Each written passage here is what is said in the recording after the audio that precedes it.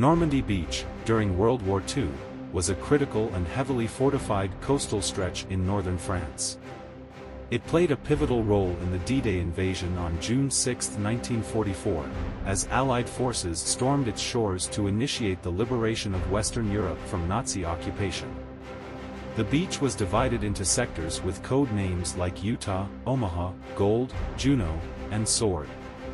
The Normandy shoreline featured vast sandy expanses and steep, towering cliffs, which presented significant challenges to the invading Allied forces. The beaches were heavily defended by German forces, with bunkers, artillery, barbed wire, and landmines, creating a deadly obstacle course for the incoming troops. The landing craft, including the iconic Higgins boats, approached the beaches under intense enemy fire. The battle on Normandy Beach was a brutal and chaotic scene of destruction, heroism, and sacrifice. It resulted in significant casualties on both sides but ultimately marked a turning point in the war, as the Allies secured a foothold and began their push inland. Normandy Beach stands as a symbol of courage, determination, and the sacrifices made by the soldiers who fought there to change the course of history. My name is John Reynolds, and this is my story.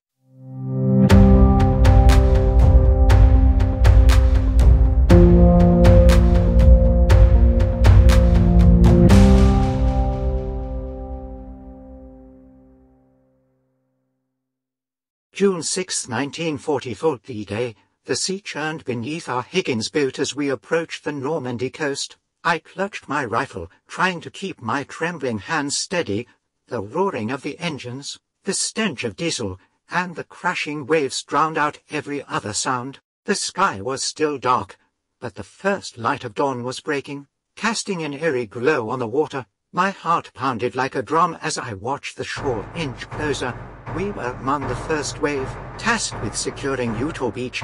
We had been trained for this moment, but nothing could prepare me for the overwhelming fear that gripped me.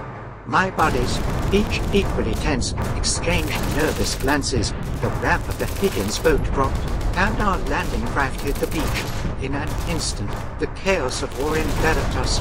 Machine gun fire raked the sand, and shoals burst overhead, casting plumes of sand and smoke into the air. I leaped from the boat, water soaking my boots as I stumbled toward the cover of a nearby sand dune. Bullets cracked through the air, and I heard the pained cries of men around me. Our training had taught us to move forward, and that's what we did, charging through the storm of death. I pushed forward, taking refuge behind a tank that had landed earlier, its crew already dead. The sound of our artillery grew louder as our tanks and reinforcements landed, pushing the enemy back.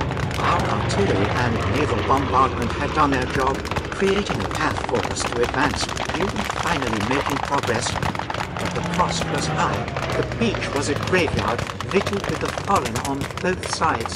The smell of gunpowder and blood hung in the air, overwhelming. I looked at my friends, faces smeared with mud and grime, and I saw a mix of determination and terror in their eyes. We had come ashore. We were fighting, but the battle was far from over. The fate of the world hung in the balance, and it was our duty to push the enemy back, no matter the cost.